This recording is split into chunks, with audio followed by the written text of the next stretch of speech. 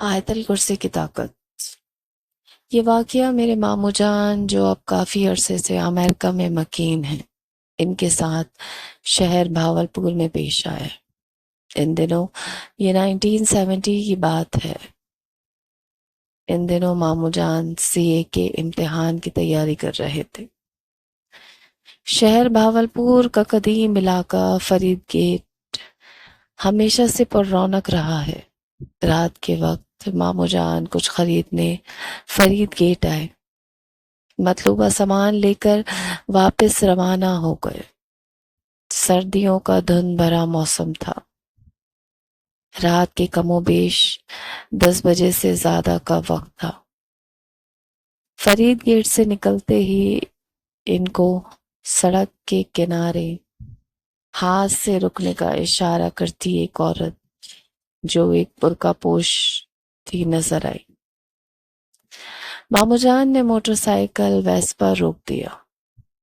عورت نے کہا، آپ کا احسان ہوگا، مجھے بغداد اسٹیشن تک چھوڑ دیں۔ اس وقت کوئی موٹر سائیکل رکشہ یا موٹر رکشہ نہیں مل رہا اور میرا جانا بہت ضروری ہے۔ ماموں جان کا گھر بغداد اسٹیشن سے 1 کلومیٹر پہلے میلے والی گلی میں تھا، لہٰذا انہوں نے اسے بیٹھنے کو کہہ دیا۔ وہ عورت ان کے پیچھے بیٹھ گئی۔ 5 منٹ کے سفر کے بعد میلے والی گلی آ گئی۔ ماموں جان نے اس کو کہا کہ میرا گھر اس گلی میں ہے، مگر میں آپ کو آپ کے گھر تک چھوڑ دیتا ہوں۔ مگر عورت خاموش رہی۔ بغداد اسٹیشن قریب آتا گیا اور سڑک سنسان ہوتی گئی۔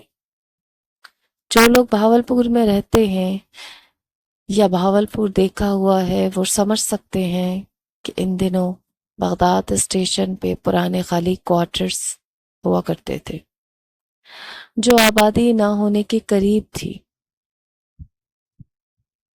بغداد اسٹیشن کے سامنے مین روڈ پر موٹر سائیکل روک کر ماموں جان نے کہا، لیجیے آپ کی منزل آ گئی۔ وہ عورت بولی، وہ سامنے تیسری گلی میں میرا کوارٹر ہے، وہاں اتار دیں۔ ماموں جان نے حامی بھر لی۔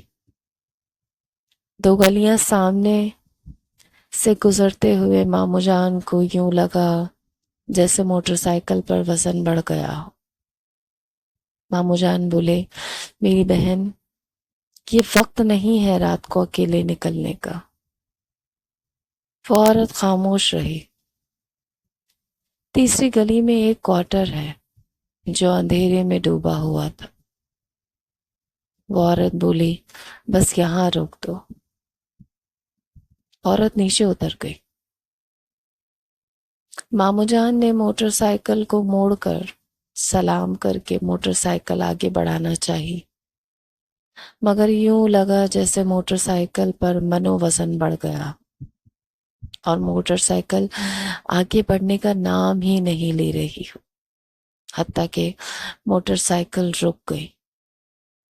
عجیب سی کیفیت میں ماموں جان نے کہا، یہ موٹر سائیکل کو کیا ہو رہا ہے؟ تو وہ عورت بولی، یہاں سے آج تک کوئی واپس نہیں گیا۔ بڑا قسمت والا ہے تو کہ تیری ماں اس وقت تجھ پر حفاظت کے لیے آیت الکرسی پڑھ کر پھونک رہی ہے۔ تیرے گلے میں جو تعویذ ہے وہ مجھے مجبور کر رہا ہے، ورنہ اب تک میں تیرا خون سارا نکال چکی ہوتی۔ ماموں جان نے کپ کپاتے ہونٹوں سے اعوذ باللہ کہا اور موٹر سائیکل کو ریس دی۔ موٹر سائیکل فراٹے بھرتی ہوئی چل پڑی۔ بقول ماموں جان کے انہیں نہیں پتا کہ کیسے راستہ کٹا، کیسے گھر آیا۔ گھر آ کے زور زور سے دروازہ بجایا کہ سب کی آنکھ کھل گئی۔ گھر جا کے کچھ حواس بحال ہوئے۔ گھر والوں کو سارا قصہ سنایا۔ بات سنتے ہی نانی امی جی نے کہا کہ ہاں، کچھ دیر پہلے تمہارا خیال آیا تھا، کہ تم ابھی تک گھر نہیں آئے ہو،